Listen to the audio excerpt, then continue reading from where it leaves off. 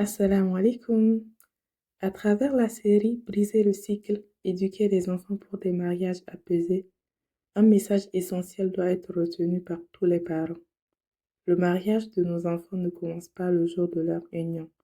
Il commence aujourd'hui dans leur éducation. On ne forme pas un bon mari ou une bonne épouse au dernier moment. Le respect, la patience, la maîtrise de soi, la dignité et la considération de l'autre sont des qualités qui se construisent dès l'enfance. C'est pourquoi il est essentiel de comprendre que nos enfants ne sont pas seulement des enfants aujourd'hui, mais des futurs conjoints en construction. Si nous voulons des mariages plus apaisés demain, alors c'est dès maintenant que cela se joue dans nos maisons par notre propre exemple et notre éducation. L'éducation d'aujourd'hui construit les mariages de demain.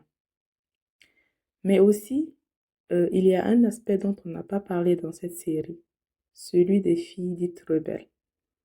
Pas des filles qui sortent simplement du cadre social, mais des filles qui ont grandi en voyant leur mère souffrir, supporter l'inacceptable, encaisser beaucoup de peine dans sa relation avec leur père.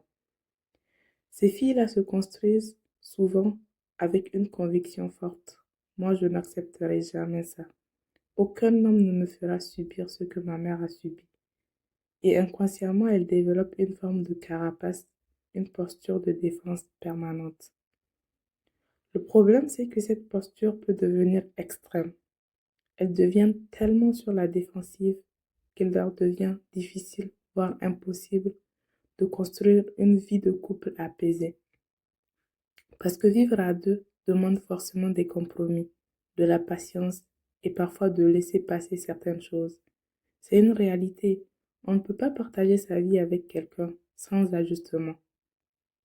Quand on est dans une logique de refus total, je ne laisserai rien passer, on finit par rechercher un homme parfait. Or, l'homme parfait n'existe pas plus que la femme parfaite. Et cette exigence peut empêcher toute relation de s'installer durablement.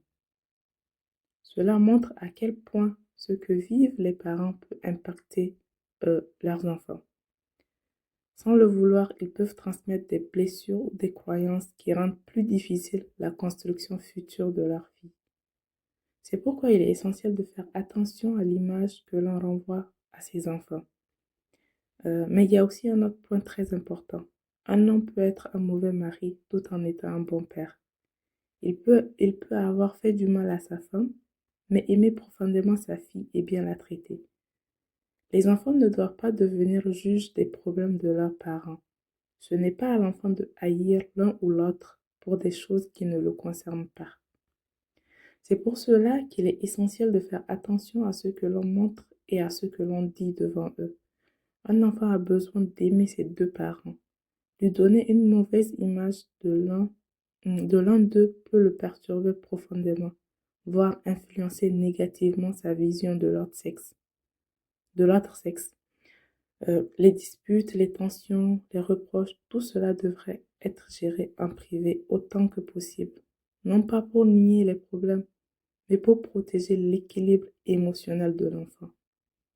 Nos enfants n'ont pas à porter nos difficultés de couple. C'est à nous, adultes, de gérer nos conflits avec maturité et de préserver autant que possible leur innocence et leur vision positive des relations. En résumé, faisons attention à ce que nous transmettons, même inconsciemment, car cela peut façonner, pour le meilleur ou pour le pire, la manière dont nos enfants vivront leur propre relation plus tard. Et aussi, j'aimerais faire passer ce message à nos frères. Chers frères, on dit comme tu fais, on te fera. Si tu traites mal ta femme, dis-toi qu'un jour, quelqu'un pourrait traiter ta fille de la même manière. Aimerais-tu qu'on fasse subir à ta fille ce que tu fais subir à ton épouse? Rappelle-toi, ta femme est aussi la fille de quelqu'un qui l'aime, quelqu'un qui l'a protégée, quelqu'un qui la chérit. Si elle est aujourd'hui chez toi, ce n'est pas par manque. C'est parce qu'elle t'a choisi. C'est parce que tu l'as épousée. Elle n'est pas venue chercher du pain ou un toit. Elle est venue chercher l'amour, la paix et la sécurité d'un foyer. Pour qu'ensemble vous construisez une génération. Alors, prends soin d'elle. Prends soin de cette fleur dont tu as la responsabilité devant Allah. Car oui, tu rendras des comptes à ton Seigneur. Et n'oublie pas que le prophète sallallahu alayhi wa sallam a dit, s'il y a des engagements à respecter sans faille, ce sont bien ceux que vous avez pris en contractant un mariage. Rapporté par Al-Bukhari. Voilà à la fin de cette série. J'espère qu'elle vous a été utile.